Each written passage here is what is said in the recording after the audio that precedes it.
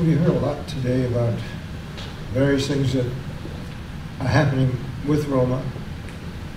What we haven't heard about very much is what others who are non-Roma should be doing and what should happen with those people who are non-Roma versus vis-a-vis the Roma. I'm not just going to talk about that, but I do want to mention it because I think it's just as important as talking about just Roma. For instance, we talked about education. Various speakers talked about education. I think it's vital. It's vital for the Roma, and it's vital for the non-Roma to learn about Roma. One of the problems that we really didn't discuss, I think they were touched upon, but they weren't discussed, is that in many European countries, and not just perhaps in European countries, but probably in all countries, minorities often and frequently are treated in such a way that they become a traditional problem. You have the Middle Ages, from the Middle Ages on, the Roma coming into Europe, and from that period on, being treated in a specific kind of a way. Rabbi Schneier mentioned it. They were outsiders. They were intruders. They were not Europeans, and they were treated as such. There was mention made of slavery in Romania for the Roma. It wasn't only because they wanted people for nothing to work for them, but also because they were not like the Romanians. At least that's what the idea was, I suppose. In any case, education is perhaps the most important thing. There are some, as was mentioned before, some 10 to 12 million Roma in Europe. It's the largest ethnic minority in Europe. It isn't all in one country, but it's all throughout that region.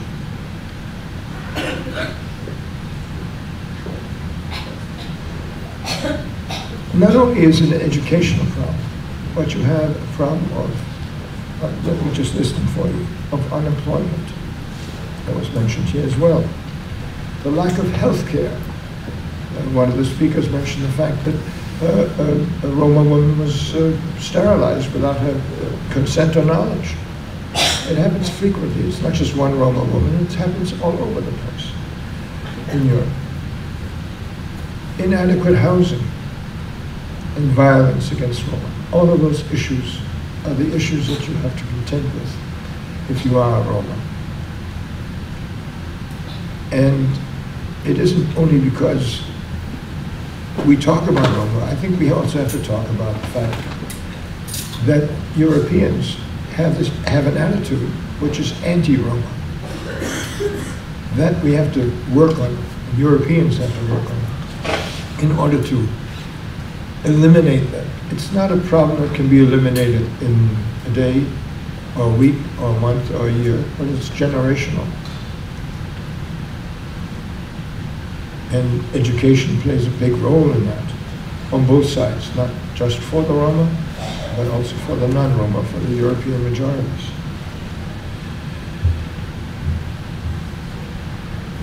But let me go into some detail. There's a climate, and there continues a climate of hostility towards Roma that translate into inferior educational opportunities for Roma children. In some European countries, you have Czech Republic, Slovakia, for instance, they're frequently placed in schools for learning impaired children, and others are placed into separate inferior schools or classrooms set aside for Roma children. One of the reasons is some of the Roma children don't speak the local language. But look at the United States. We have Spanish Americans and Spanish immigration, and we set up systems and schools that teach English or allow children to learn in Spanish in some places. So it can be done. As a result of the fact that schooling is so poor, the dropout rate, even when they do go to school, is absolutely astronomical. If you go beyond the third grade, third year, or third form, whatever term you use, as a Roma, you're doing very well. I'm talking about generalities, I'm not talking about specifics, because in some specific cases, as you've heard, it is fortunately not the case, but in general, it is the case. The Roma have no schooling that really is adequate in any way. Illiteracy is tremendously high as a result. The reading and writing ability of these children goes into adulthood as illiterate. And what happens when they do become adults? They're looking for jobs, they're looking for something, looking to make money, looking to do whatever is necessary to stay alive, for food, for housing. But where are the jobs for a Roma who can't read, can't write? There are none. Unemployment is like education, very, very high, astronomical. Some estimates claim that 70% of the Roma population is unemployed, totally unemployed. And other studies have found that the Roma have an unemployment rate of 22% below the majority populations in some countries. So if the unemployment rate in a specific country is 10% or 15%, that's 22% more.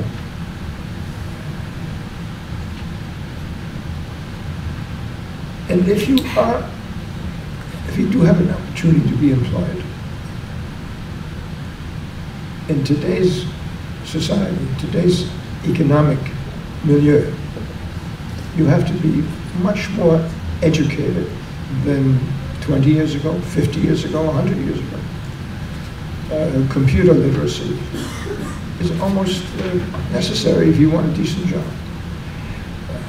Manual labor, well, all right, you could do some manual labor, but you've got to be able to read the rules for manual labor as well. You have to be able to follow the instructions. If you don't speak the language, you don't have the ability to read, it's very difficult.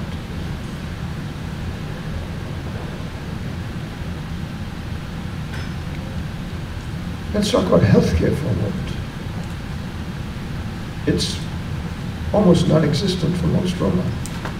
There's no healthcare available. They don't have any ID cards. They don't have any passports. They have very little that they can do it in many cases that allows them to be legal citizens of the country.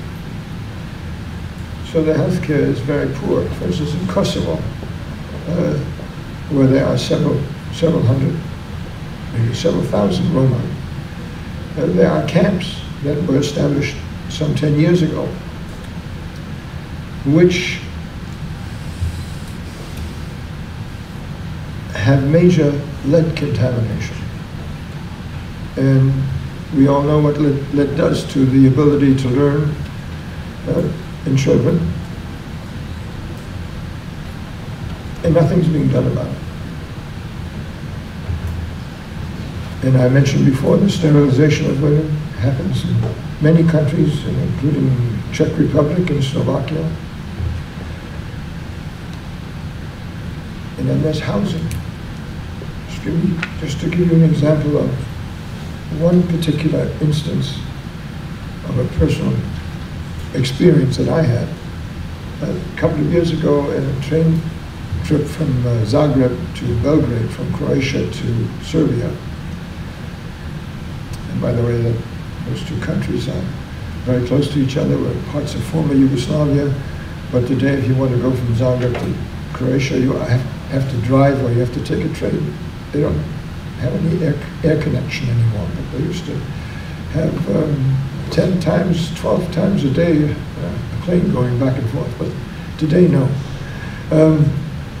But going on this train from Zagreb to Belgrade, coming into Belgrade in the outskirts, just before you get into the into the major city, the train passes an immense at that time, passed an immense garbage dump. It was just huge. And there was a village there. And the village was a Roma village, made out of scrap metal and scrap wood. Children playing in the garbage. An impossible situation. Housing is abominable. It is in most cases just not at standard of for any human being. Those are the issues that I think you can probably find in Bulgaria, the Czech Republic, Greece, Spain, France, Cyprus, Hungary, Italy, Lithuania, Poland, Portugal, Romania, Slovenia, Slovakia, all of them. The Roma are segregated. They live in very inferior housing. They have no running water. They have no sanitation. They have no electricity. It's subhuman for our century. It's just not understandable. For instance, in Italy, according to one report I read, and in Italy, the Roma are placed in nomad camps, according to official government policy. Evictions of Roma in Bulgaria, Italy, Macedonia, Serbia, and Slovakia are continuing. They just throw them out of housing. It's just a situation that is intolerable for Roma, for anyone who has to live in those conditions. And finally, there's violence.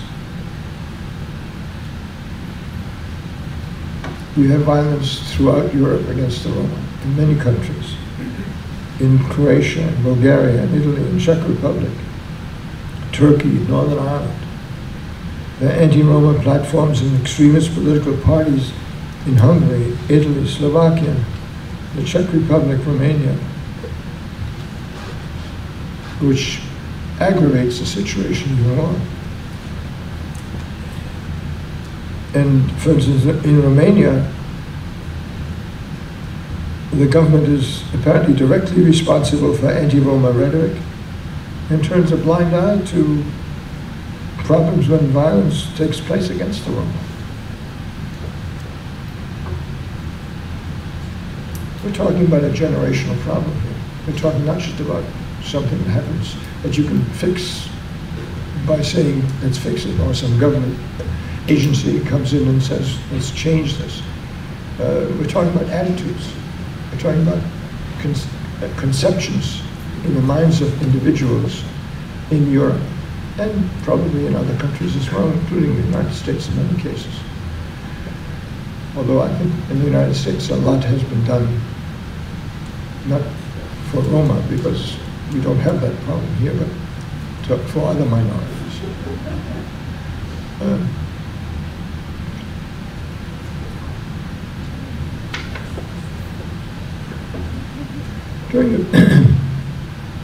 There has been some improvement. In the past 5 years, there have been some improvements made. For the Roma, integration has taken place to some degree in Spain. In Hungary, there's been affordable housing made available. And Romania has improved some of the schooling for Roma children. And Finland and Macedonia have actually done some things which are very necessary and very useful.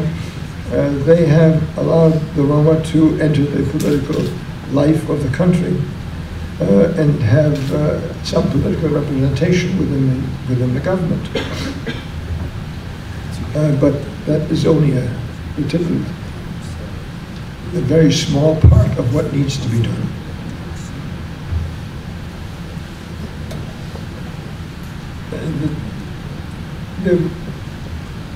There were two major conferences sponsored by the European Union, one in Brussels a couple of years ago, and one in Cordoba, Spain, just in April of this year. both dealt only with Roma issues, both only talked about Roma, and the one in Brussels did very little besides talking, whereas the one in Cordoba started to talk about it and also recognize the need for action on the part of the European nations and the European Union as well. There was a conference in Belgrade a couple of years ago as well, I think it was 2008, which dealt only with Roma education, Roma children and their education, and recognized the fact that the education problems were severe and needed to be taken care of. So far, it was only talk. So far, nothing really has been done.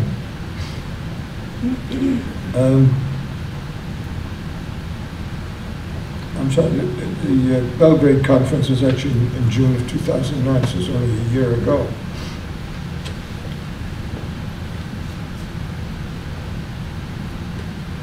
They talked in Belgrade. They also talked about early education for children, ending segregation and fostering inclusion, ensuring a supportive classroom, and a school environment and public financing for vulnerable children. I'm not sure that any funding has really gone into this as yet, but there is a possibility. At least the visibility of these issues has come to the fore. Even now, we are now talking about them as we are today here in this conference.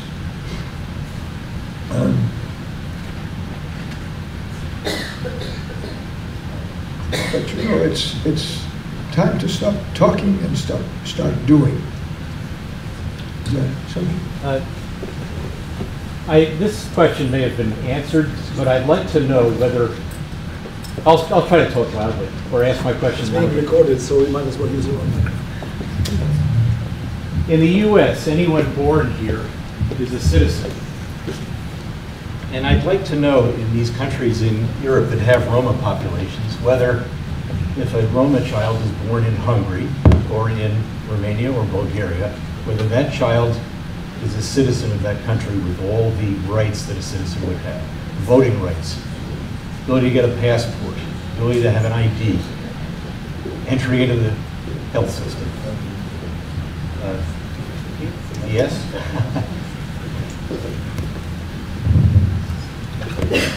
Okay, we'll get to that question in a moment, okay? We'll give you your answer, but Michael, if you don't want to finish now. Political question as well as the rights. Sure, question. right. It's all right, I understand. We are dealing today with a question of doing something. This is a time where there's a window of opportunity. There's a visibility that has come about through these conferences in Europe about the questions of the Roma and the problems that the Roma experience. And this window of opportunity is vital, I think, that we recognize it, that European nations recognize it, that the European Union recognizes it, and starts to begin doing something about it. It's really now a time to act. It's now a time to do something besides talking about it. I think talking about it is important because it raises visibility, it raises consciousness. But action is much more important to do. Let me just give you some ideas about the economics of this. Some people have mentioned, one of the speakers has mentioned the fact that the Roma unemployment is high. I've mentioned it as well. Let me give you some statistics. According to the World Bank, European countries already are losing hundreds of millions of euros annually in productivity and in fiscal contributions as a result of Roma exclusions. At the present, the vast majority of working-age Roma lack the skills to participate in the labor market. They just don't have the education. They don't have the literacy. Only 1 in 5 in the Czech Republic and 1 in 8 in Bulgaria, Romania, and Serbia are equipped with the necessary skills, while working age members of the majority of populations in these countries are 4 to 6 times more likely to have the necessary educational qualifications. To give you some examples of financial losses, annual productivity losses range from 221 million euro in Serbia, 360 million euro in the Czech Republic, 526 million euro in Bulgaria, 887 million euro in Romania. Fiscal losses range from 58 million euro in Serbia, 202 million euro in Romania, 233 million euro in the Czech Republic, and 370 million euro in Bulgaria. That's an annual figure for each of those countries. And they're not very wealthy countries and could easily use that money to do good things. The total economic loss for just those 4 countries is estimated between 7 and 8 billion euros annually. It's an astronomical amount. It's huge. If all the European countries had been included in that study, the amount would be even higher than that, much, much higher than that.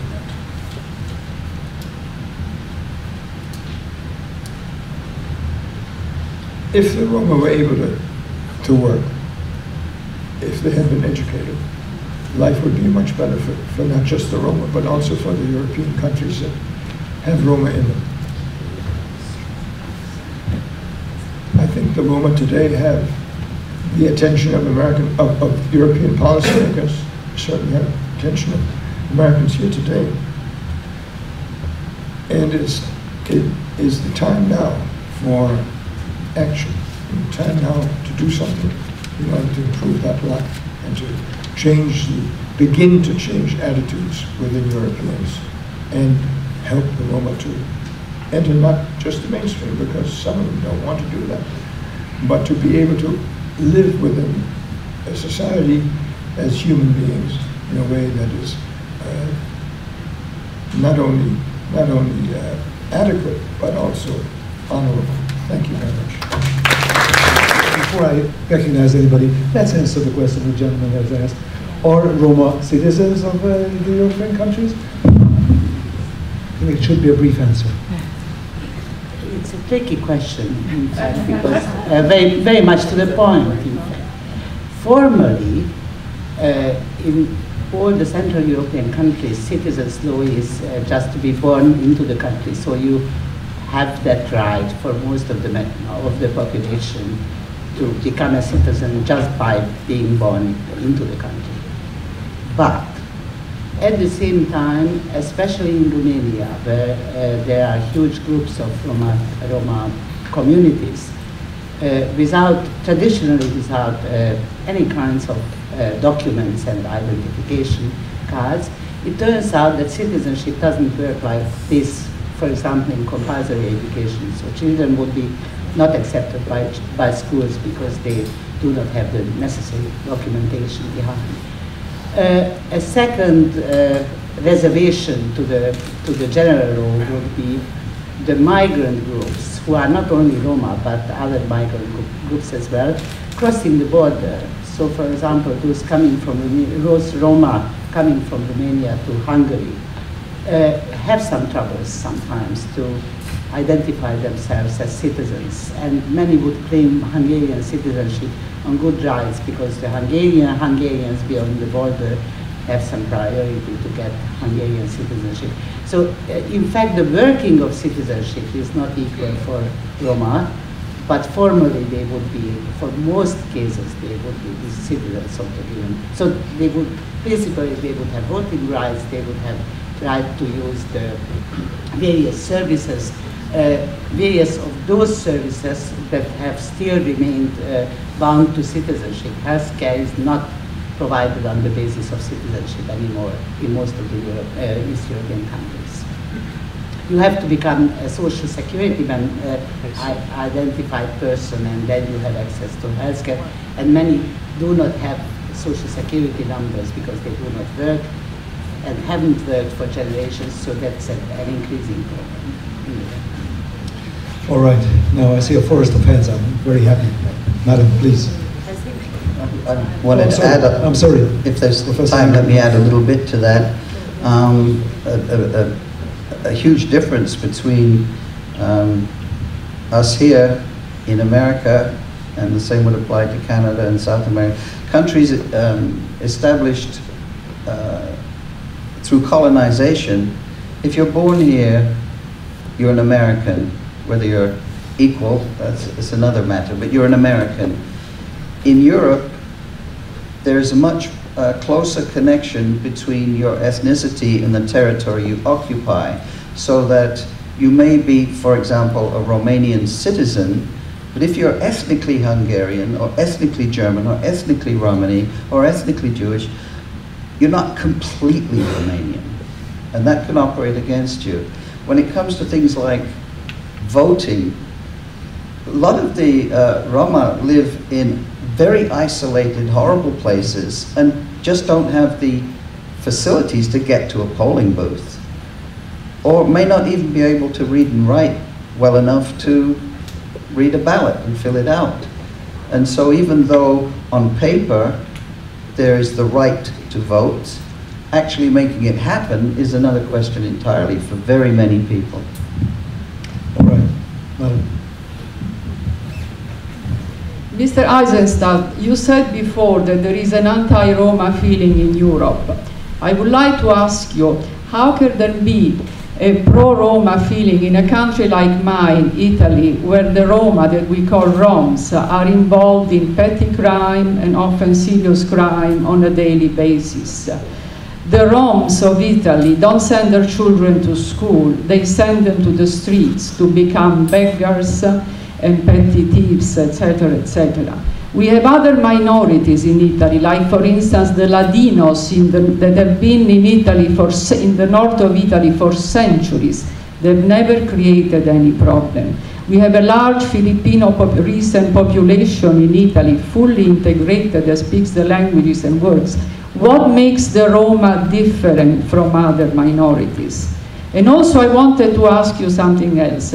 Earlier this morning, Rabbi Schneier advocated the support of religious organization for the Roma. What, if anything, is the Vatican doing for the Roma? Thank you.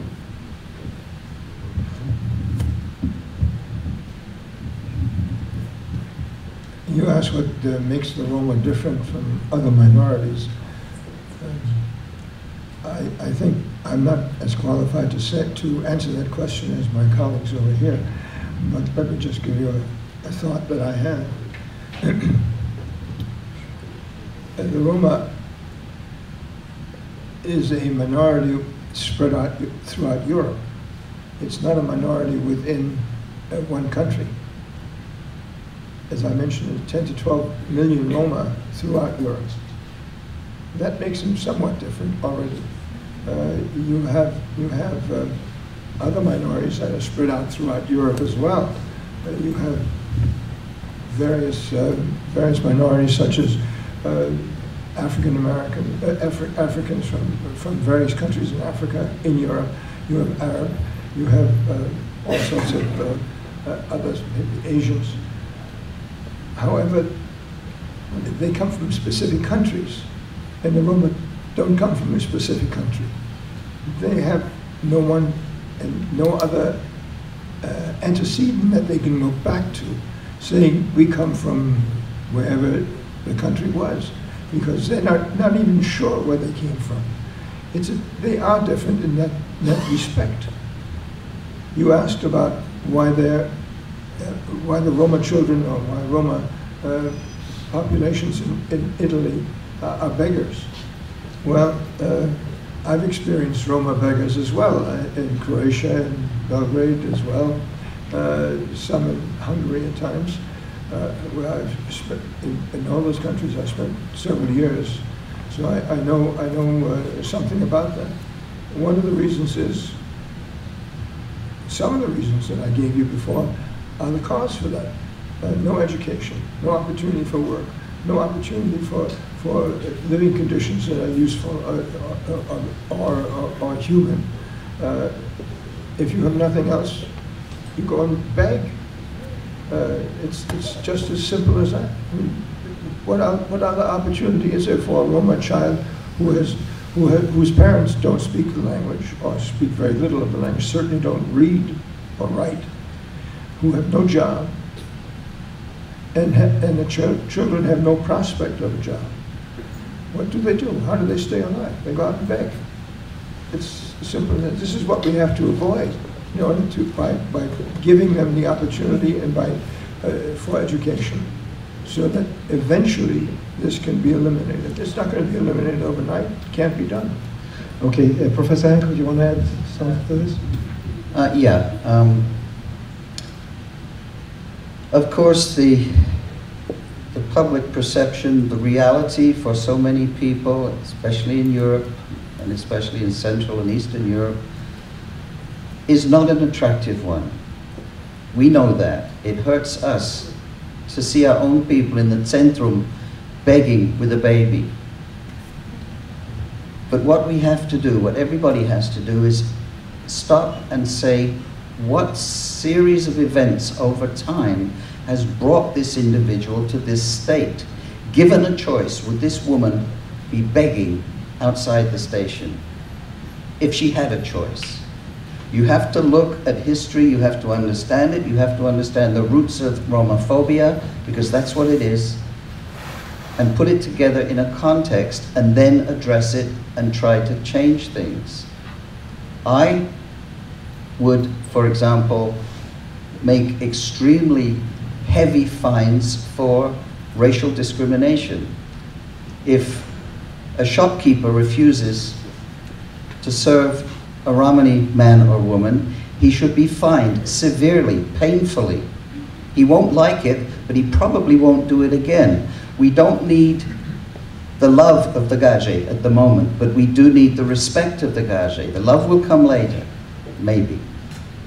But in order to have the respect, we have to be able to respect ourselves and present ourselves in a way that earns that respect. But in order to do that, we need a level playing field. We don't want to be put into classes for idiots. We don't want to be refused jobs and see in the newspaper ads, no gypsies need apply, which is what you can see. And there should be penalties to make this, to bring an end to this. And then we can begin to move forward. All right, ladies and gentlemen, there are many questions, and we have little time. So I'd like everyone to ask brief questions, and I'd like our panelists to give us a really concise response. Madam, over there, please. Yes, yes. Sorry. Hi, I'm Ethel Brooks. I'm an associate professor of sociology and women's and gender studies at Rutgers University, and I'm also a Romani American. And I just wanted to add to what Professor Hancock said.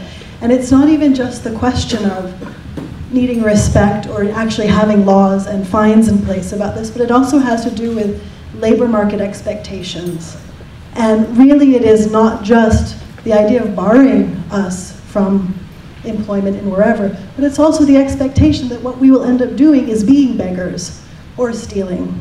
So there's a way in which you have both the structural labor market stuff, but then the racism of expectations for Roma throughout Europe and actually, in fact, in the United States. Right, so for example, right, so you can think about, yes, so you have questions like, you know, gypsy paving scams in the US, or you have the idea of fortune teller psychic scams in the US. One of the ways that that ends up playing itself out is that there's always this expectation that this is what gypsies do. In the same way that one expects Italian Americans to be mafiosi, right? I mean, there's and so have Roma. Yes, the ones who are able to actually get the education and do things. Right. But you know, even, and I'll be quiet now, Sue, but I just want to say, even in the US, even a generation ago, my mother was run out of school. I was asked to leave school, looking like I do, like, you know, I can pass for Gage at any time. But the fact that we have to understand these fundamental racialized, racist barriers to education and to employment that Professor Eisenstadt, sorry, Mr. Eisenstadt was talking about, are actually something that's a really everyday reality that people have to understand. Thank you very much. I think this is very interesting. The outside world is seeping into this room, and we're beginning to be faced with realities. I recognize that gentleman over there, but before I see you're very, very, very anxious to say something. Please. Sorry. Just 1 second. The microphone is coming. Before any sort of change happens anywhere in the world, as far as Roma go or any racism is considered, what needs to happen within us and here is open-mindedness and understanding of one another as human beings. Racist thoughts like that all Roma are thieves, I don't know, all black people eat watermelon or whatever, need to stop. You need to be educated. I come from the bottom of the echelon. Gypsy, Roma, woman, and gay, Muslim. Okay? Open-mindedness and education. People like her need to be educated. Need to be educated and need to understand where other people are coming from. And like Mr. Hancock said, our history, not just our history as Roma, but human history. And what is the cause and effect. That's all I have to say. Thank you very much. Yes, please. My question very much dovetails to your remarks. Growing up as a Hungarian American in the 1960s, the turmoil and the violence, I learned that there is really not a black problem. There's not a problem with the blacks. There's a problem with whites. There's a white problem, the white perception of blacks. Similarly, you could say that anti-Semitism is there's not a question of the Jewish people. It's rather the question of perception or a disease in non-Jewish people to have anti-Semitism. And my question relates to this. Likewise, I've learned from 35 years of work on behalf of Hungarian minority communities in the countries surrounding Hungary that most often the problem doesn't emanate internally from the Hungarian or other minority populations. It's rather the majority perception. The question is, how do you best influence majority perceptions of a minority? Does the media, aside from education, does the media, do public authorities, does the government have a role? Professor Saleh. Don't pretend that I would have the due to the overall solution, but a few things might be quite useful and important here. The first is that Professor Hancock addressed several times that there is very little knowledge about parts and segments, parts and parcels of each other's histories. So the history of these countries is full of ideological lies, and these lies changed a lot during the past two centuries, one would say, but especially during the 20th century. And those ideological ways of creating a certain public discourse really suppressed individual histories. And that's not only a problem of Roma, but a problem of these societies in general. So one of the most important things would be to open up some dialogue between histories. So just give you one example, when the turnover came in 1989, 1990, one of the big issues was, and it was in a certain aspect very relevant, that what can you tell to people who had to fight in the Russian fields during the war, and they were suffering and they didn't come back from the front to their families. Would they be the same victims as Jews who suffered the Holocaust? And it's not very easy to say that.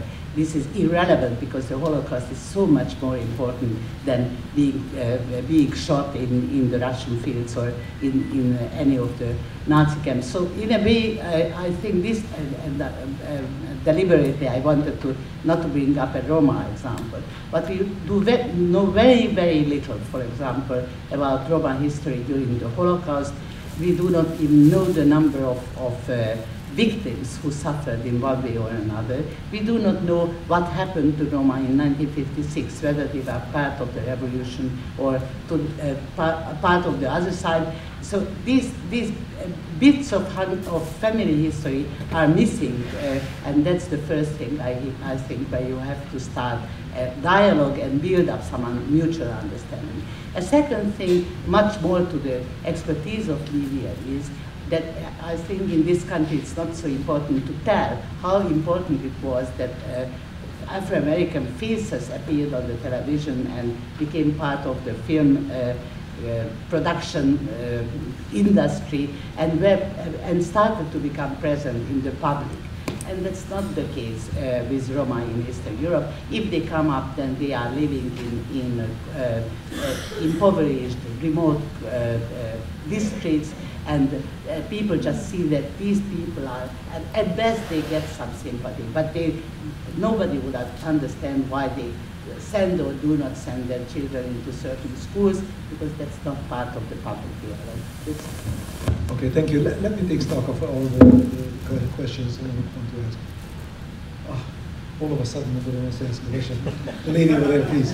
And then you gentlemen, I think that's, and then we'll just call it today. Yes, please.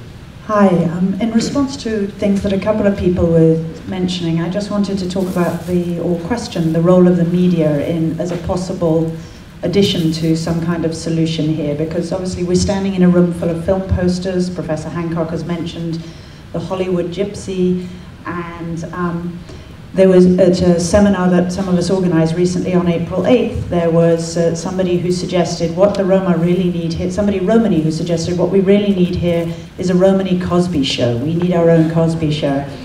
And everybody smiled and laughed, but it does strike me that that's actually the role of the media is important. Now in here, I mean, I've already said I'm a filmmaker, I'm sitting next to somebody else, Simona Niquara, who's making a film about education and Roma, George Eli, who is Romani himself and the only Romani filmmaker that I know, but who's made a film about his family which has a lot of education in it. So some independent filmmakers are trying to do things, and I think that's important, but it's also important that there are more Romani voices, I think, and on YouTube I've seen there are a lot of Romani people taking part, and I know in Macedonia there are Romani TV stations, and in Hungary I know there's a radio station. There are things happening, but I suppose my point is to say that coming from where I come from, it seems that the role of media is an important one, and I wonder if anybody on the panel or any other Romani people have had particularly successful encounters with media where it felt like something in the media had actually changed the way that people were looking at Roma for the positive. We know there are a lot of negative Hollywood ones, but I'm wondering about positive examples and what more there could be that would help in the image department. Any takers on that? I have an answer to what you just said, actually. Just recently in Macedonia, I'm Macedonian. What happened was, in Shutka, there's a settlement called Shutorizari, it's all Roma. They have their own mayor, everything. In that settlement, there is a shopping market there. In the shopping market, they sell bootleg, over-the-counter clothing. All of Macedonia sells this. What does the Macedonian government do? Goes in and raids only that market, the Romani market, right before our biggest holiday, which is today, Herdelezi. What do the Roma do?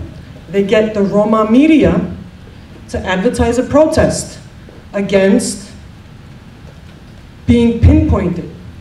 So yes, media is a big way, and it will help in these issues and educating people who don't understand the Roma to get the word out that this is the history, this is the issue, this is why things are happening. And I'm very glad that was the first time ever in Macedonia that Roma protested, because the Romani radio station, BTR itself, advertised the protest that the students put together, that the Romani students put together. Okay, thank you. Gentleman in the back. This is the final question.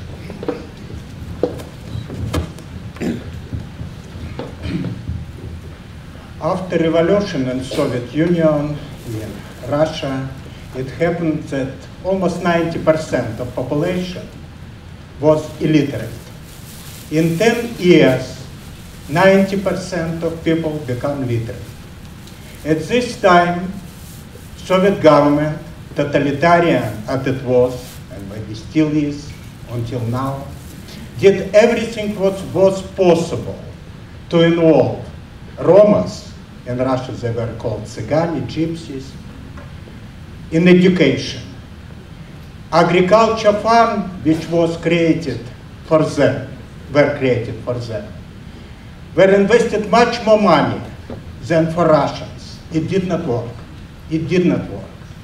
If you try to explain what's going on with American native Indians, Native Americans, and with Roma, with platitude, with political correctness, it would never help, not just for understanding, but for practical kids. And that's still a mystery for me. Maybe Mr. Inzelstein hears something about Jews. They also were spread around the world. And with anti-Semitism, they did not have this problem. They have plenty of problems, but different. So, again, that's a mystery for me. What makes situation with American Indians and with Roma so specific? Why their adjustment goes so terrible,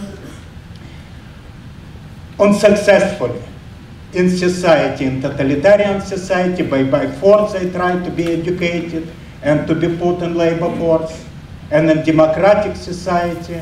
There is something much deeper here than again what can be explained by political correctness.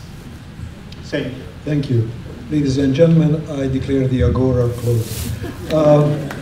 Before I make a few final remarks, I would like to recognize Madam Mary Blacklock, the chairperson of the Foreign Policy Association, say a few words. Mary?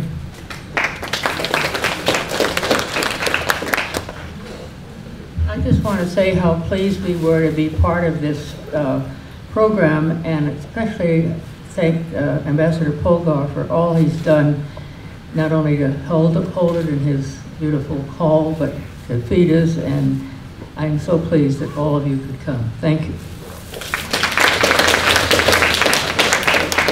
Thank you very much. Ladies and gentlemen, just a few final thoughts. First of all, I'm enormously pleased that we ventured and did this. I think this morning's discussion proves very well how worthwhile, how important it is to deal with issues which may not be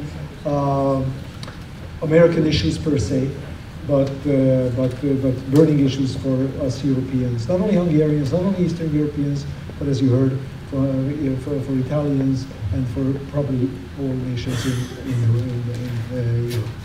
Now, I think I'm going away with this from this symposium with at least two very important thoughts to consider. One was something that Professor Hancock mentioned. We spoke about education. In general, you know, almost every speaker mentioned it. But what struck me was Professor Hancock's statement that the Romani history must be researched and worked out. I think that's a very, very important thing, and I think this is something which should be an international project, because Romani are not Hungarians, they are not Romanians, they are not Indians, they are not, I don't know, they are certainly not Egyptians. The word gypsy, by the way, comes from the word Egyptian, because some Romani, you know, for a while, were very proud to say that they were the Pharaoh's children. Anyway, to come back to this, to work on the history, the joint history, the common history of the Romani people is very, very important. I think I commend all of you educators to go to your higher ups and suggest projects along these lines. It could be a transatlantic project for as far as I'm concerned, and you know, I give only the ideas. The other thing that I think was very important is something that Rabbi Steiner mentioned, the role of the faiths. I was thinking whether I should say churches, but I think the role of faiths is very important, because they can be social movers. They could, I think they have tools that governments don't have. They have tools that NGOs very often do not possess, and they need to be very important to bring them into this whole discussion and to activate themselves in this area. Anyway, with this, ladies and gentlemen, and look at me here as a thrilled, government employee, thanking all of our panelists and our moderators for doing an excellent job, raising ideas, giving us things to ponder, to think, sometimes to bring a little bit of enthusiasm out of our participants, which I think was great. And I would also like to thank you, ladies and gentlemen, for participating. And with this, before my last sentence, let me invite you to the other room for a little Hungarian buffet, and I declare the symposium closed, and I thank you very much once again.